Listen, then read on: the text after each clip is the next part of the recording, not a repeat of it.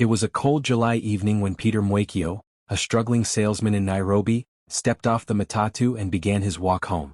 The streetlights flickered, casting eerie shadows on the deserted road. As he turned the corner near his apartment, something caught his eye, a small leather briefcase lying abandoned on the pavement. He hesitated. His instincts told him to walk away, but curiosity got the better of him. He glanced around, the street was empty. Bending down, he picked it up and examined the lock. To his surprise, it wasn't locked. Slowly he unzipped it and gasped. Inside was a thick stack of cash, thousands of shillings wrapped neatly in bundles. There was no ID, no documents, just money. Peter's heart pounded. He was drowning in debts, struggling to pay his rent, and here was a fortune in his hands. He looked around again, half expecting someone to jump out and claim it, but the night remained still. For a long moment he stood there, wrestling with his thoughts. Should he keep it? Return it? Report it to the police? What if this was dirty money? Or worse, what if someone was watching him right now? His phone buzzed, startling him. It was his landlord, demanding overdue rent. That decided it. Clutching the briefcase tightly, Peter hurried home. The next morning, Peter woke up feeling uneasy. He hadn't slept well, plagued by dreams of police sirens and shadowy figures chasing him. He sat at his small wooden table, staring at the briefcase. What now? He couldn't just walk into a bank and deposit it. What if the owner came looking for it? Just then there was a knock at the door. His stomach dropped. Slowly he approached and peered through the peephole. A tall man in a dark suit stood outside. "Mr. Mwakio?" the man called. His voice was calm but firm. Peter hesitated before opening the door slightly. "Yes."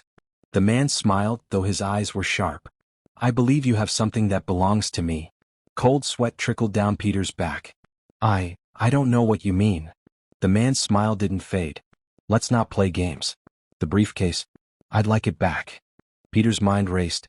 How did this man find him? Was he being followed? He glanced at the briefcase on the table.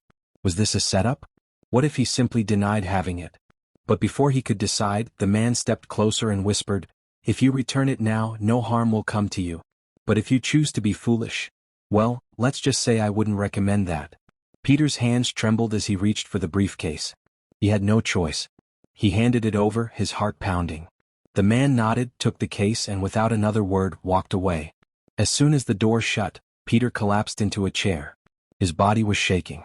Had he just saved his life, or made a terrible mistake? Then something odd caught his eye. Lying on the floor, unnoticed before, was a single envelope.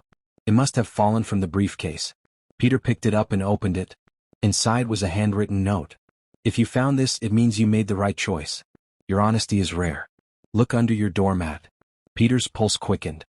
He rushed to the door, lifted the mat, and found a thick envelope filled with crisp banknotes, more than enough to pay his rent and clear his debts. He looked outside, but the man was gone. Moral of the story: greed and dishonesty can lead to danger, but doing the right thing, even when it's difficult, can bring unexpected rewards. Sometimes life tests us in ways we least expect.